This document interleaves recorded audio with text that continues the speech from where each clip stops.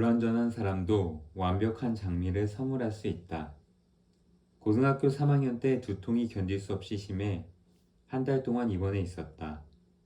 머리에 전극선들을 연결해 반응 검사도 하고 척추에 드릴로 구멍을 뚫어 척수까지 뽑았지만 원인을 알 수 없었다.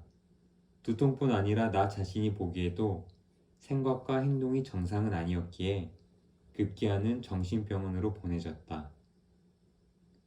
다른 정신질환자들 속에 있으니 나는 제법 정상인이었다. 한 남자는 사법고시에 여러 번 실패한 판사였는데 나를 계속 변호사라고 불렀다. 또 다른 사람에게 나는 정보기관에서 자기를 감시하기 위해 비밀리에 파견한 스파이였다.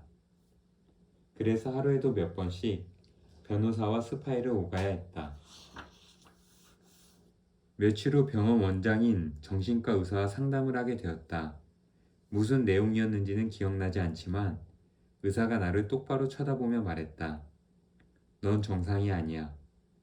학생 중인 선생님이 모자로 때리며 정상이 아니라고 하는 것은 그냥 넘길 수 있었지만 흰 가운을 입은 전문의가 그렇게 단정지으니 나도 모르게 눈물이 핑 돌았다.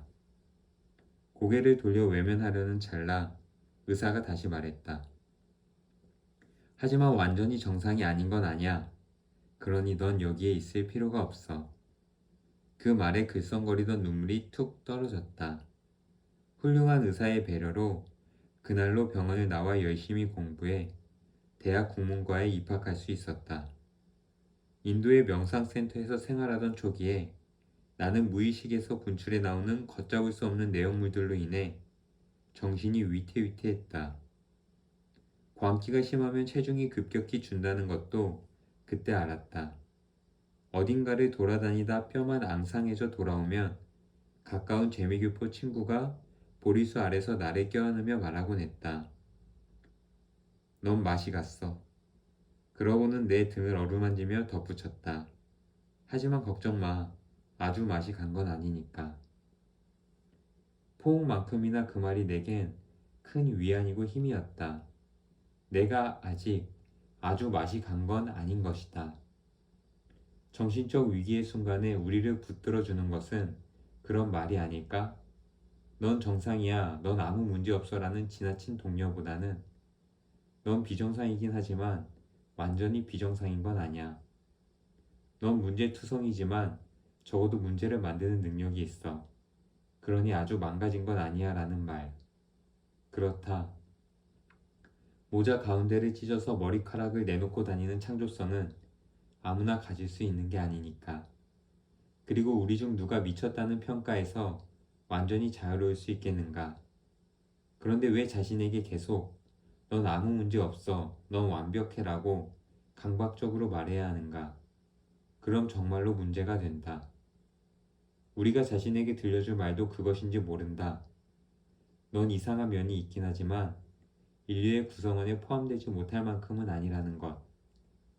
미치긴 했지만 그 미침으로 살아갈 힘을 얻는 사람도 있다는 것. 살짝 미치는 것이 때로는 도움이 되기도 한다는 것. 그리고 정상이 꼭 자랑만은 아니라는 것. 미국에서 가르침을 편 한국의 숭상 스님이 어느 날 보스턴 근교의 케임브리지 선원에서 대중을 상대로 즉문즉답 형식의 법문을 할 때였다. 뒤쪽에 앉은 한 청년이 말도 안 되는 무례한 질문을 던져 좌중을 술렁이게 했다. 대화가 끊기고 그 질문자를 보기 위해 모두가 고개를 돌렸다. 숭산 스님은 안경 너머로 그 청년을 뚫어져라 바라보았다. 순간 방에는 아찔한 정적이 흘렀다. 스님은 청년 쪽을 향해 몸을 약간 기울이더니 갑자기 청천벽력 같은 소리로 고함쳤다. 자네 미쳤군. 모든 청중의 숨이 멎었다. 방 안의 긴장감이 몇 배로 치솟고 제자들도 당황했다. 한 제자는 스님에게 아무리 미쳤더라도 공개적인 자리에서 그렇게 말씀하시는 것은 옳지 않습니다. 이건 올바른 방식이 아니에요. 라고 속삭여주고 싶었다.